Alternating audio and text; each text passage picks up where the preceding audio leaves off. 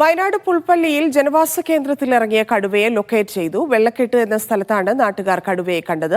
മയക്കുവെടി വിദഗ്ധരടക്കമുള്ള സംഘം പ്രദേശത്തേക്ക് തിരിച്ചു. പ്രദേശത്ത് ഒരാഴ്ചക്കിടെ കടുവ 5 ആടുകളെയാണ് കൊന്നത്.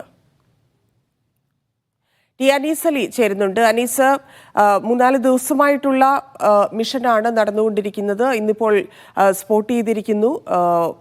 ഏത് ഭാഗത്താണ് ഇപ്പോൾ തെരച്ചിൽ നടക്കുന്നത്? വിവരങ്ങൾ. ആടിക്കൊല്ലി വെള്ളക്കെട്ട് എന്ന് പറയുന്ന സ്ഥലത്താണ് കടുവയെ ഇന്ന് കണ്ടിട്ടുള്ളത്. ലൊക്കേറ്റ് ചെയ്യാൻ കഴിഞ്ഞിട്ടില്ല. കടുവയെ ഇവിടെ കണ്ടു. ഇപ്പോൾ നമ്മൾ കൂടെ ഉള്ള പീറ്റർ അത് നല്ല ഭാരമുള്ളതാണോ? ശകലം ഭാരമുണ്ട്. നിങ്ങൾ ഇവിടെ പുല്ലരിഞ്ഞോണ്ടിരിക്കുമ്പോഴാണ് കടുവനെ കണ്ടത്. നിങ്ങളും ഭാര്യയും കൂടെ? അതെ, കുറച്ചാണ് വെട്ടിയുള്ളൂ. പകുതി വെട്ടിയപ്പോഴാണ് കടുവനെ കണ്ടത്. ഇപ്പൊ നമ്മൾ സംസാരിച്ച അപ്പം മുതൽ ഇതുവരെയും മാറിയിട്ടില്ല, പേടി മാറിയിട്ടില്ല. ഏതായാലും പീറ്ററേട്ടൻ പിന്നെ അദ്ദേഹവും ഭാര്യയാണ് ഇന്ന് കടുവയെ കണ്ടത്. അത്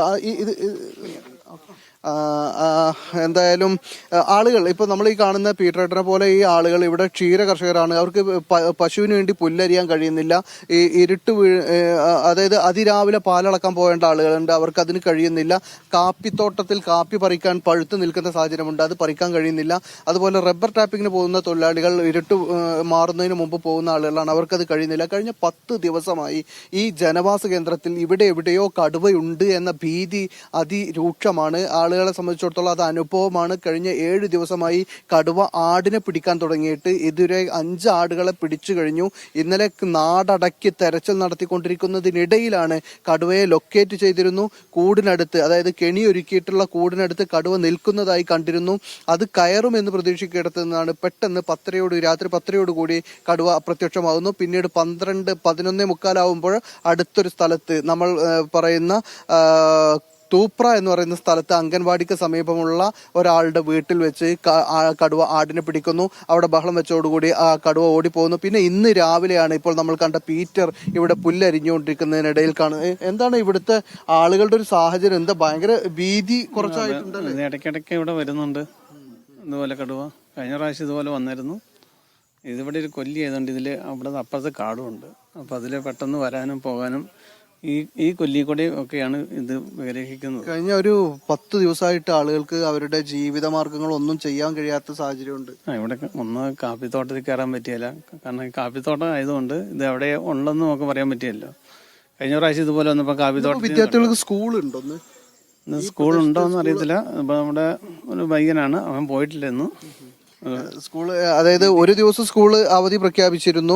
അതിനുശേഷം പിന്നീട് അടുത്ത ദിവസം ഉണ്ടായിരുന്നത് തൈപ്പൊങ്കൽ ആയതുകൊണ്ട് വയനാട് ജില്ലയിൽ മൊത്തത്തിൽ സ്കൂളുകൾക്ക് അവധി ഉണ്ടായിരുന്നു. ഇന്നിപ്പോ ഏതായാലും സ്കൂളിലേക്ക് വിദ്യാർത്ഥികളൊന്നും പ്രദേശത്തുനിന്ന് പോകുന്നില്ല. നീ ഇന്ന് സ്കൂളിൽ പോയിട്ടില്ല? എന്താ പോവാത്തത്? എനിക്ക് ഭയങ്കര പേടിയായി. എന്ത്? കടുവനെ കാണാൻ ആഗ്രഹമുണ്ടോ? കാണാൻ ആഗ്രഹമുണ്ട്, പക്ഷെ പേടിയായി. ഭയങ്കര പേടിയാണ്. നീ എന്തിനെങ്ങനെ വിറക്കുന്നത്? അത് ചെറിയൊരു പേടി. ഇവിടെ കടുവനെ കണ്ടു എന്ന് പറഞ്ഞപ്പോ ഇവിടെ തന്നെയാണ് കടുവ കണ്ടത് അല്ലേ? ഏതായാലും പിന്നെ ഇന്നിപ്പോ സ്കൂളുണ്ടോ? സ്കൂളുണ്ട്, പക്ഷെ പോയില്ല. ഇന്നിപ്പോ നമ്മൾ നേരത്തെ അവിടെ സംസാരിക്കുമ്പോഴും കുറെ പിള്ളേര് പോയിട്ടില്ല, സ്കൂളിൽ പോയിട്ടില്ല. സ്കൂളിൽ പോവാതെ എല്ലാവരും ഇത് തന്നെ ആയിരിക്കും അല്ലേ കാരണം? അത് തന്നെയാണ് കാരണം. എന്തായാലും വലിയ ഭീതി. ഇതിപ്പോ സ്കൂൾ വിദ്യാർത്ഥികൾ, മദ്രസ വിദ്യാർത്ഥികൾ, അതുപോലെ തന്നെ പിന്നെ ജോലിക്ക് പോകുന്ന ആളുകൾ, നമ്മൾ പറഞ്ഞ റബ്ബർ ടാപ്പിംഗ് തൊഴിലാളികൾ, എല്ലാവരും ഇതുപോലെ ജോലിക്ക് പോകാൻ കഴിയാതെ കഴിഞ്ഞൊരു 10 ദിവസമായി ജനജീവിതം സ്തംഭിച്ചു എന്ന് പറഞ്ഞാൽ അതൊരു അതിശയോക്തി അല്ല. ഈ പ്രദേശം കുറച്ചൊരു 2-3 കിലോമീറ്ററിന് ചുറ്റളവിലുള്ള ആളുകളുടെ ജീവിതം പൂർണ്ണമായി സ്തംഭിച്ച നിലയിലാണ്. ഇതുമായി ഇപ്പൊ നമുക്കറിയാം, ഈ ഇരുട്ട് മാറി വെളിച്ചം വീഴുന്നത് വരെ ജോലിക്ക് പോകാൻ കഴിയാത്ത ആളുകൾ മാത്രമല്ല, ഇന്നലെ നമ്മൾ സംസാരിക്കുമ്പോൾ ബസ് കണ്ടക്ടർമാർ വരെ ജോലിക്ക് പോകാത്ത ആളുകളായി കണ്ടു. അതിന്റെ കാരണം അവർ പറഞ്ഞത്, ഞങ്ങൾ പോയാൽ വീട്ടിലെ ആളുകൾ ഒറ്റക്കാണ്. ഇങ്ങനെ പോലും ആളുകളെ, ജനജീവിതത്തെ ബാധിച്ചിരിക്കുന്നു.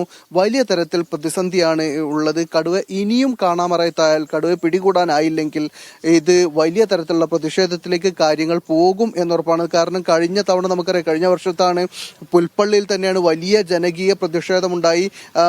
കൊല്ലപ്പെട്ട പശുവിന്റെ ജഡം വാഹനത്തിന് മുമ്പിൽ, ഇപ്പൊ ഫോറസ്റ്റ് ഉദ്യോഗസ്ഥരുടെ വാഹനത്തിന് മുകളിൽ കെട്ടിവെച്ചുകൊണ്ട് റോഡ് സ്തംഭിപ്പിച്ചുകൊണ്ടൊക്കെ വലിയ പ്രതിഷേധം നമ്മൾ കണ്ടതാണ്. ആ പ്രദേശത്ത് തന്നെയാണ്, പുൽപ്പള്ളി മേഖലയിൽ തന്നെയാണ് ഇപ്പോൾ കടുവ ഇറങ്ങിയിട്ടുള്ളത്.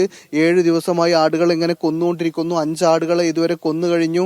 ഇപ്പോഴും കടുവ പിടികൂടാനായിട്ടില്ല. വനംവകുപ്പ് സംബന്ധിച്ചിടത്തോളം ഊർജിതമായ ശ്രമങ്ങൾ നടക്കുന്നുണ്ട്. ഇപ്പോൾ ഈ കടുവ നമ്മൾ പറഞ്ഞ ഈ വെള്ളക്കെട്ട് പുല്ലരിയുന്നിടത്ത് കണ്ടതിന് ശേഷം പിന്നെ ആ ഭാഗത്തേക്ക് മയക്കുവെടി വിദഗ്ധ സംഘം ഇറങ്ങി പോയിട്ടുണ്ട്. ഡ്രോൺ ക്യാമറ ഉപയോഗിച്ചുള്ള നിരീക്ഷണം നടത്തുന്നുണ്ട്, തെർമൽ ഡ്രോൺ ഉപയോഗിച്ചുള്ള നിരീക്ഷണം നടത്തുന്നുണ്ട്. പക്ഷേ മയക്കുവെടി വെക്കാനോ കൂട്ടിൽ കയറ്റാനോ ഇതുവരെയും കഴിഞ്ഞിട്ടില്ല എന്നതുകൊണ്ട് ജനവാസ കേന്ദ്രത്തിലെ ഈ ഭീകര കടുവ ഇപ്പോഴും ഇങ്ങനെ റോന്തു ചുറ്റുന്നു എന്ന സ്ഥിതിയാണുള്ളത്.